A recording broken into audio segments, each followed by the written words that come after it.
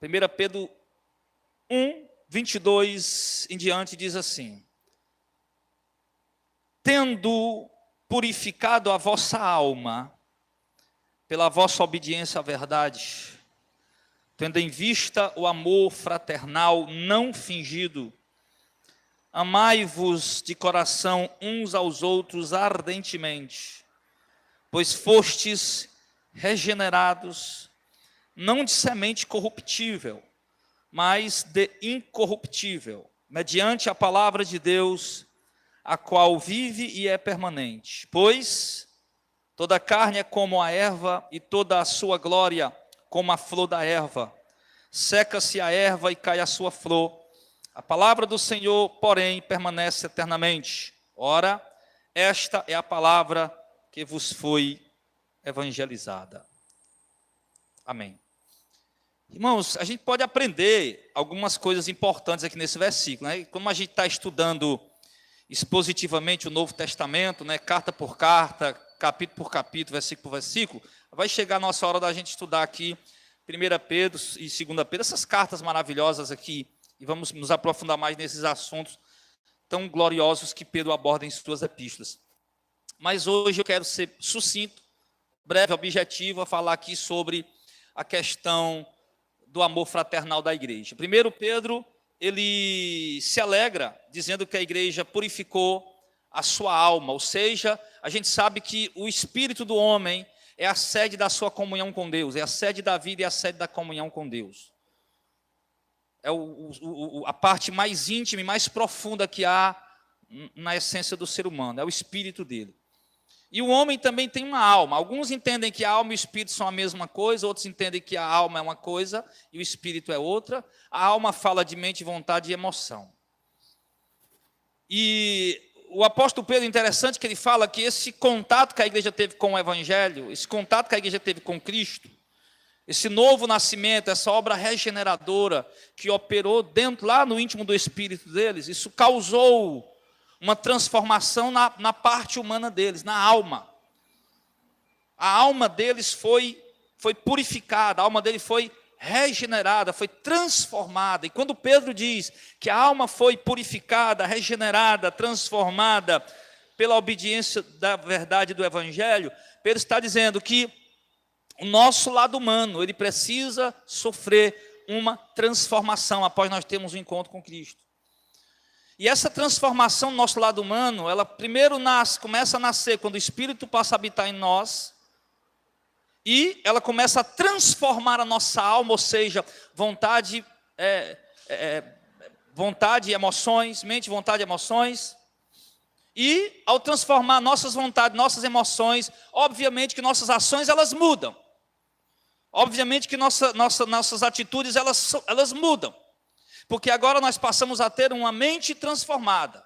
Porque, repito, a alma é mente, vontade e emoções.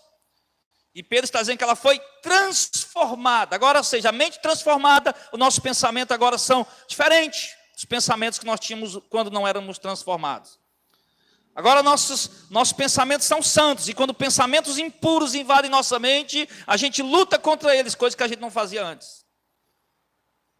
A gente se entristece com esses pensamentos impuros quando invadem nossa mente, porque antes nós nos alegrávamos, mas agora somos santos, temos o Espírito, fomos transformados. É assim que você identifica que a sua mente foi transformada. Quando você passa a se entristecer quando pensamentos impuros invadem sua mente. Quando você começa a sentir tristeza pelos pensamentos malignos e pervertidos, enfim, invadem sua mente. Que agora a sua mente é transformada. E a sua mente sendo transformada, agora suas vontades são transformadas. Seus desejos agora são outros. Agora você não deseja mais pelo pecado, não tem mais vontade pelo pecado, embora você ainda continue praticando ele. Não vencido pelo pecado, mas praticando sempre aqui e acolá, infelizmente, né? Como João diz, porventura pecando. Por acaso pecando, mas sempre lutando contra ele. Agora você começa a lutar contra ele. Vontade foi mudada, transformada, como Paulo diz, há uma luta agora interior dentro do homem, coisa que eu quero fazer, eu não consigo fazer, mas coisas que eu não quero fazer, eu faço por causa do pecado que ainda habita em mim. Mas graças a Deus por Jesus Cristo. Então o pecado nos leva ainda a fazer coisas que a gente não gosta, que a gente não quer, mas ainda assim acabamos muitas vezes sendo vencidos pela vontade dele. Não que com isso nós estejamos satisfeitos em praticá-lo, porque a nossa mente agora foi transformada, limpa e purificada. Então, a mente e a alma transformada, a vontade transformada, as emoções transformadas. E isso vai resultar principalmente em algo transformado, que é aqui onde eu quero chegar, como eu disse, depois a gente vai estudar isso mais profundo, né? A gente pode entrar nesse assunto aqui, aí, como eu quero esse objetivo hoje. Então você já viu, a mente transformada. Alma transformada significa mente transformada, vontade transformada, emoções transformadas, desejos transformados. Diferente de outrora, agora são santos. Não que você agora é perfeito, de maneira alguma, mas agora é santo, separado. Você mesmo percebe dentro de você que houve essa mudança, essa transformação. Você entende que você não é apenas um religioso, frequentador de culto, frequentador de missa, frequentador de sessão religiosa, qualquer que seja. Você sente dentro de você que houve de fato uma mudança, uma transformação de você. Você não se passa apenas por crente no meio da igreja, vestido como crente, falando como crente no meio dos irmãos, dando a paz do Senhor, se batizando, tomando a ceia, para disfarçar realmente quem você é. Não. Você não disfarça quem você é. Você não precisa disfarçar quem você é.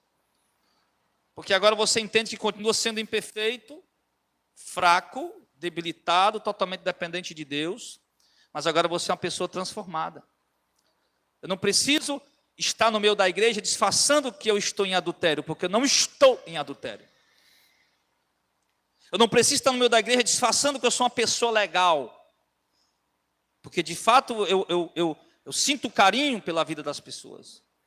Eu não preciso estar no meio da igreja disfarçando que eu tenho uma vida justa e correta lá fora, porque de fato eu busco viver uma vida justa e correta lá fora.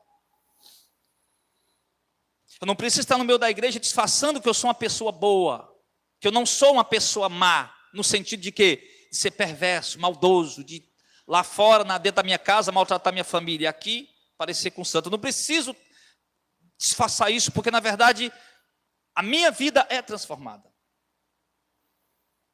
E isso vai impactar, irmão, principalmente nesse ponto em que Pedro chama aqui de amor fraternal. E o que é o amor fraternal? Olha no dicionário aí, Marcelo, o que significa a palavra fraternal. Vamos ver o que significa a palavra fraternal. O que fala de fraternidade?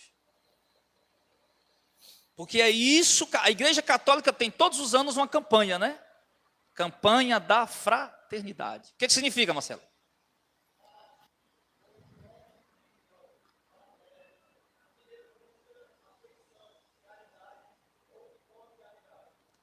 Característico ou próprio de irmãos.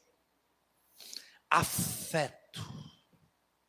Cordialidade. Então, quando ele fala amor fraternal, que a igreja tem, ele está falando que é um amor cordial, que trata bem, um amor de fato familiar. Um amor familiar. Já percebeu que a gente se preocupa com nossos familiares? Como é que estão nossos irmãos? Mesmo que a gente não esteja sempre perguntando como é que eles estão, mas a gente sempre está preocupado com isso. Nossos pais, mesmo que a gente nem sempre esteja perguntando como é que você está, papai, como é que você está, mamãe, mas a gente está sempre preocupado com eles, lembrando deles. Claro que tem gente que não se preocupa com ninguém mesmo. É só ele na terra e pronto. Mas essa é a essência, irmãos. A família verdadeira. Um irmão serve o outro irmão, um irmão estende a mão para o outro irmão, um irmão perdoa o outro irmão, o irmão ajuda o outro irmão, está preocupado com as coisas do outro irmão. A igreja vivia assim na época dos apóstolos. Um amor fraternal, um amor como realmente se tratando como irmãos. Não era aquela hipocrisia de estar no mercado, paz do Senhor, irmão.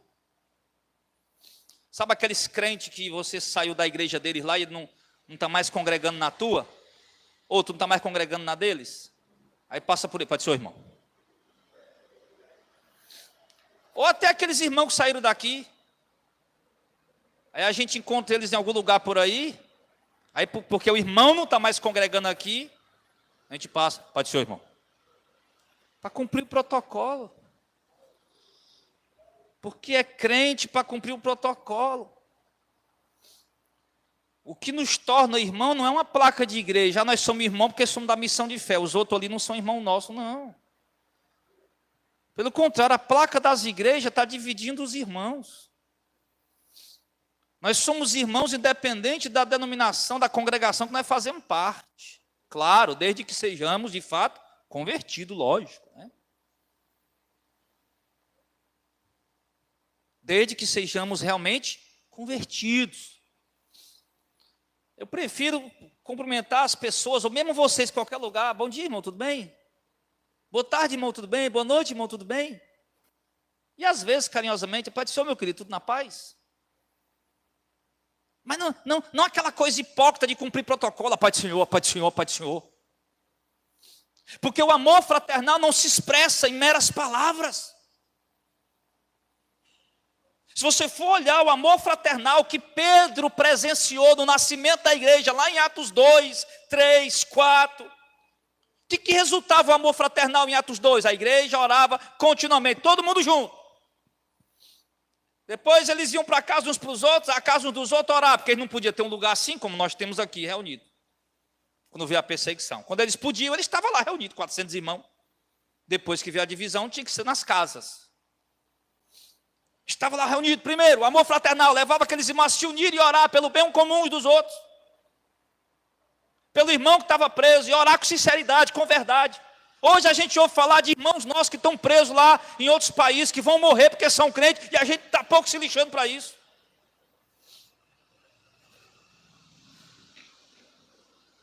Hoje a gente sabe do irmão que está internado, está doente, e pede oração, e a gente nem lembra de orar.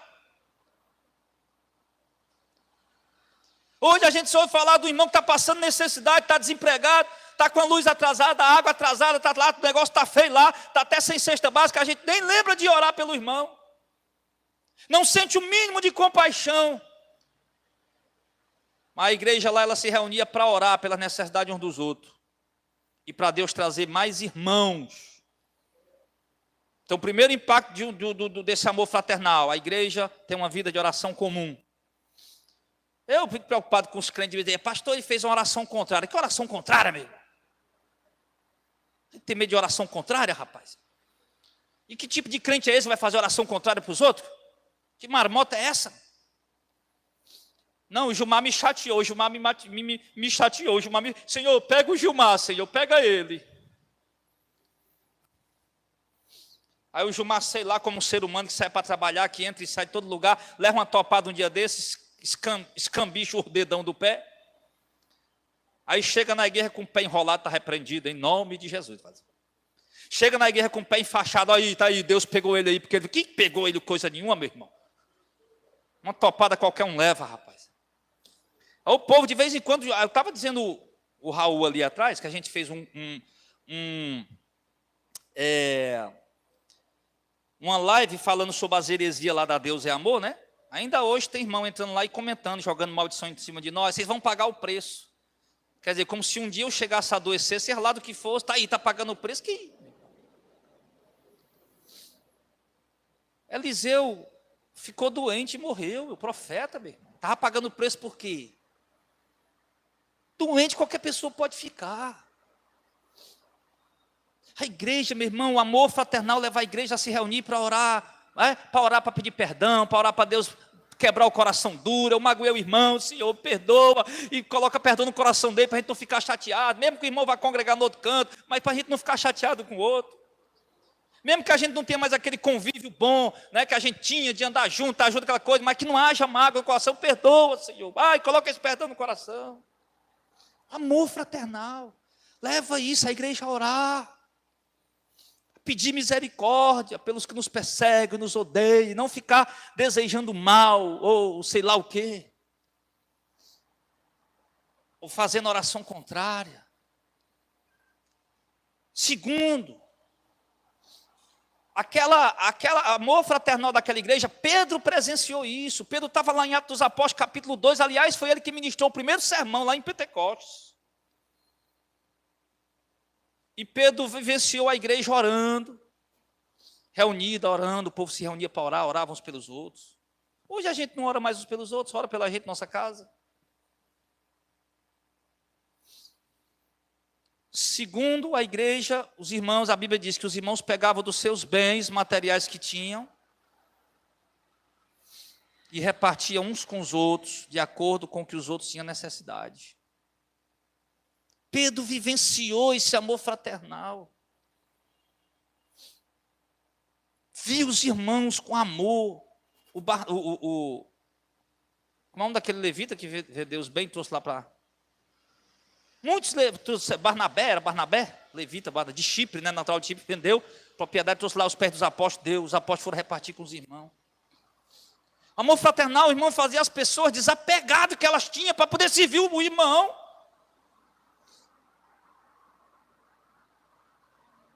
O amor fraternal faz as pessoas serem pessoas desapegadas.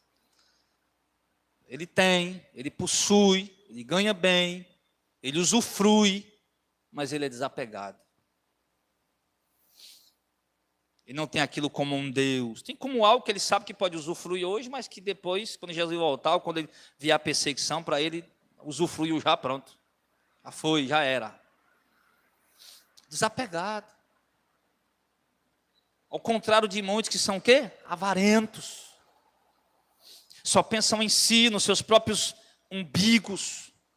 O povo era desapegado, pegava o que tinha para ajudar o próximo, necessitado da igreja. Não era fazendo sopão para tirar selfie, não. Não era levando roupa lá para a praça, para a rua, para ajudar lá o pessoal da praça e tirando selfie, não. Eles cuidavam, era dos de dentro. E por que eu faço questão de falar isso? Porque tem muita igreja que faz lá fora e esquece os de dentro. E faz lá fora para ganhar mídia. Mas se não está cuidando do de dentro, irmão Heitor, não adianta ir fazer lá fora, não. É bom fazer lá fora? É. Mas fazer lá fora, desde que primeiro cuide dos de dentro, para depois ir lá para fora. Quem que vai pegar o seu prato de comida e dar para uma pessoa estranha, tirar do teu filho? Você não vai. Você vai dar um prato de comida para o estranho depois que teu filho tiver com o bucho cheio, com a barriga cheia. Então, o amor fraternal, ele causa isso. Eu tenho, eu possuo, mas eu sou desapegado. Eu não vou vender o que eu tenho para morar embaixo da ponte. Porque a gente tem que entender o contexto aqui que eles estão vivendo, é diferente do nosso. Eles estavam tendo que fugir para não serem mortos. O governo confiscava os seus bens. Então eles não podiam mais possuir nada. Então o que é que eles tinham que fazer mesmo? Vender tudo. Eu não posso possuir nada, vou vender logo tudo enquanto ele confisca o que eu tenho. Nós não temos isso aqui ainda no Brasil. Então, como não tenho no Brasil ainda, não preciso vender minha casa, meu carro, meu não sei o quê, para poder ajudar os outros. Não, eu ajudo repartindo com o que eu tenho. Não para descobrir um santo para cobrir o outro. Eu ajudo dentro da minha condição, da minha possibilidade. Eu também tenho uma família para sustentar, mas eu não sou apegado, sou desapegado. Aquilo para mim não é um Deus. Não, eu só acho bonito se eu tiver R$1 milhão na minha conta, 10 milhões de reais na minha conta. Ou eu tenho 10 milhões na minha conta, mas o irmão está precisando de necessidade. Opa, eu pego aqui R$50 aí para ajudar o irmão. Que vergonha na cara, rapaz. Como é que tu tem 10 milhões de reais na tua conta e vai dar R$50 para ajudar o irmão? Deixa de ser canguinha mão de vaca. Desapegado. Aquela igreja, aqueles irmãos não tinham mais apego pelas coisas materiais, não tinha mais amor pelas coisas materiais, não tinha mais ganância pelas coisas materiais. Eram desapegados. Isso é o impacto do novo nascimento, do amor fraternal. Ele está disposto a pegar o que tem para repartir com o próximo. Terceiro, impacto do amor fraternal. Os irmãos pobres eram beneficiados. Uma coisa ligada à outra. Primeiro, oração. Segundo, os irmãos que têm são desapegados para ajudar os outros. Terceiro, os pobres são socorridos. Quando trazia o dinheiro aos pés dos apóstolos, o pessoal vendia o que tinha. Atos 4, né? Depositava aos pés dos apóstolos. Os apóstolos iam fazer o quê? Vou comprar uma Land Rover para mim. Não, os apóstolos pegavam aquele dinheiro e repartiam com os irmãos que tinham necessidade. De modo que, mesmo que continuasse havendo pobres na igreja, não havia entre eles necessitado algum. Uma igreja que tem um amor fraternal, não há necessitados entre eles. Amém? Tem pobre, mas necessitado não. Por quê? Porque a igreja que tem amor fraternal supre a necessidade dos irmãos necessitados. Embora o irmão talvez não vai ter muito, mas vai ter pelo menos o suficiente para ter uma vida digna e honrada. Quarto, do amor fraternal, as pessoas pobres e beneficiadas, elas não vão ali apenas para se aproveitar do que aquela igreja tem para dar. Não. Porque senão isso aí não seria amor fraternal por parte do pobre, do necessitado. Seria o quê? Malícia. Ah, eu congrego nessa igreja, eu nem concordo muito, não gosto muito não, mas eu congrego aqui porque aqui eles dão cesta básica. Congrega aqui porque ele ajuda os pobres necessitados. É por isso que eu congrego aqui. Errado. Então você está sendo um explorador da boa vontade alheia. Quarto ponto do amor fraternal. É aqueles, primeiro que eu falei, né, que eu esqueci agora. Perdão. Os irmãos perdoam. Os irmãos são desapegados, oram pelos outros. Os irmãos são desapegados. Os pobres necessitados são beneficiados e os pobres necessitados beneficiados não estão ali para explorar. Usufrui do que a igreja dá com alegria, com amor, mas não porque estão explorando, mas usufrui porque são felizes e bem-aventurados de Deus por aquilo. O sentimento deles é diferente, ele não está ali para explorar, para tomar, tá ali sendo beneficiado, mas porque ele ama aquela congregação, ama o que é pregado, o que é ensinado, a doutrina, a verdade. E isso, meu irmão, o perdão, para fechar, né? Porque eu não falei, citei o perdão agora, mas nem falei. Então, o perdão. A igreja que tem um amor fraternal, irmão, mesmo que exista algum tipo de picuinha entre os irmãos, porque nós somos gente, nós não viramos ETs, nós somos seres humanos, e como seres humanos nós continuamos sendo pessoas imperfeitas. E pode ser que em dado momento aqui, em dado momento um irmão com outro irmão fique chateado com alguma coisa. Isso pode acontecer, é normal, onde tem gente, muita gente, isso pode acontecer. Mas aí qual é a solução agora? A solução é buscar reconciliação com o irmão. Pedir perdão. Se você foi o agressor, se você entende, rapaz, eu estava com a cabeça grossa, eu falei besteira mesmo. Aí você tem que ir lá, irmão, me perdoa de coração. Sabe, irmão, eu aprendi cada vez mais na minha caminhada que aquele pedido de perdão na hora da briga não vale nada. Você está discutindo com o irmão com a cabeça grossa, com Davi não, com o Raul. Raul, você isso, aquilo outro. Ele, mas você também isso, aquilo outro, pastor. Eu digo, Raul, me perdoe, me perdoa. Esse perdão não vale nada. Porque você está falando da boca para fora. Deixa passar os dias. 2 dias, 3 dias, você chateado com aquela situação. Depois começa a vir, a ficha começa a cair, você sente vergonha. Rapaz, o que é que eu fiz? Aí o perdão verdadeiro começa a ser cultivado dentro de você. 2, 3 dias, chateação. Lá depois, um pouco na frente, a ficha cai. Rapaz, que estava errado era eu mesmo. Aí depois a vergonha de ir lá pedir perdão à pessoa. Você luta, vai e vence e vai pedir perdão. E a pessoa está lá, e ela já está com o coração, já perdoou, e você vai lá pedir perdão, e ela toda carinhosa também, reconhece que foi uma situação complicada entre vocês, coisa de ser humano, e perdoa você também de todo o coração. Amor fraternal. Amor fraternal, irmão. Perdão. Não podemos estar dentro da igreja intrigados uns com os outros. Sabe, pede perdão de coração. Você tem que sentir o perdão dentro de você. Não é só não, hoje eu vou pedir perdão o irmão, porque hoje é a Santa Ceia. Irmão, me perdoe, que dia tal, mas volta a mágoa no coração. Não. Sinta o perdão dentro de você. Sabe, e usufrua de um perdão verdadeiro. Irmão, isso vai tirar um fardo tão grande em cima de você que você não faz ideia. Tem uma pregação minha antiga, que é mágoa e ressentimento, uma carta na mão de Satanás.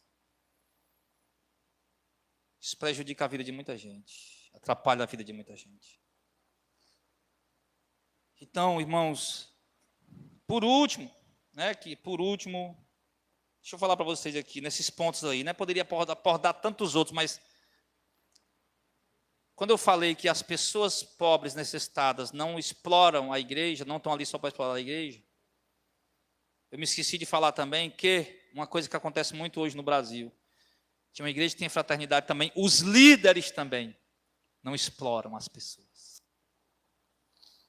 Você vai na igreja onde a liderança está só explorando o povo, explorando, tomando o que o povo tem. Aí pega o microfone, nós somos família, igreja, eu amo você, um beijo, eu amo você, nós somos família. Depois traz, envelope, campanha, e compre isso, aquilo, traz. Isso não é amor fraternal, isso é falso. Aí, ele finaliza dizendo assim, que esse amor fraternal não pode ser fingido. E exatamente por isso ele não é fingido, porque ele tem que se manifestar com essas obras, e você tem que sentir dentro de você que aquilo é verdadeiro, porque senão você vai estar se enganando a si mesmo, amém? E por que isso, pastor? Porque vocês foram regenerados. Não foi de semente corruptível, do sêmen humano. O homem coabitou com a sua esposa, fez sexo com ela, lançou a semente lá dentro, germinou, brotou, nasceu um final. Não foi regenerado com a semente humana. Regenerado, gerar de novo. Agora Jesus fala em João 3,3, se o homem não nascer de novo, não tem acesso ao reino de Deus. Não nasceu da vontade do homem, mas nasceu da vontade do próprio Deus. A semente incorruptível, a semente santa. Regenerado. E quem foi regenerado vive assim. Então você foi regenerado da semente corruptível, mediante a palavra de Deus, a qual vive permanente. Ou seja, nós fomos regenerados, não foi porque, agora eu vou ser diferente. Não. Você acha que quantos milhões de espermatozoides estão lá tentando entrar no óvulo? 10 milhões, sei lá quantos. Só um entra. Você acha que os outros também não querem entrar? Mas entra ali, não é porque ele quis entrar propriamente, é porque Deus quis que ele entrasse e nascesse. Você estava lá no meio de 10 milhões de espermatozoides e você entrou ali no óvulo. Não foi porque você quis, a disputa era grande, foi porque Deus quis que você entrasse, nascesse. Então quando ele diz aqui, vocês foram gerados de uma semente corruptível mediante a palavra de Deus, ele está falando que você nasceu de novo da água e do Espírito, mediante a palavra de Deus. Ou seja, a palavra de Deus chegou até você, entrou na tua vida e impactou você. E o Espírito de Deus veio, habitou em você e gerou um novo nascimento. Então você agora está vendo essa regeneração. Aí ele diz isso, porque a palavra de Deus é permanente, porque toda a carne, todo ser humano, toda a carne é como a erva, toda a glória que o homem pode alcançar é como a flor da erva. Por quê? Porque você vai no interior agora, como a gente foi ontem, está tudo verdinho. Você vai lá em julho, está tudo seco. A glória da erva lá, tudo verde, as flores, coisa mais linda, a glória delas. Julho, agosto, se for lá, a glória dela já caíram, já secou, já morreu. Mas a palavra de Deus permanece para sempre. E essa é a palavra que foi evangelizada entre vocês. Então esse amor fraternal precisa ser constante em nossa vida. Amém, igreja? Vamos ficar em pé em nome de Jesus. Louvemos o Senhor.